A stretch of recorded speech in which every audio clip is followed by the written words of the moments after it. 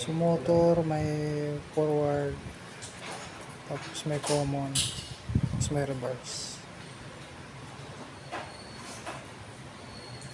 Yung forward connected sa forward ng post timer. Yung reverse ng motor connected dun sa reverse ng post timer. Itong common ng motor connected dun sa kulay black na wire dun sa 220 volts na supply.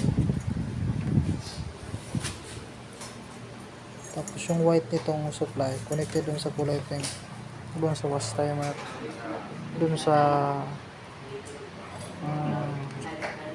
wash timer na dalawang piraso lang at connected siya sa isa.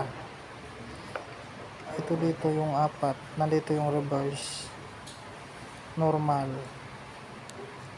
forward, and soap.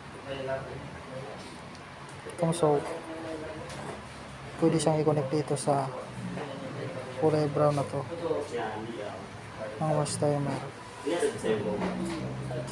Mahina lang, madali lang to mag-ikot, madaling seconds na ito mag-ikot, mag-reverse and forward. Pero pag itong dalawang kinabit, yung normal tapos yung kulay brown, medyo matagal ang reverse and forward niya.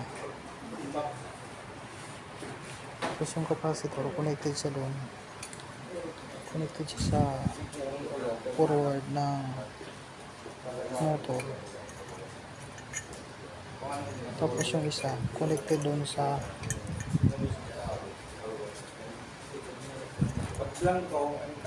reverse and forward, reverse ang motor at reverse ng post timer.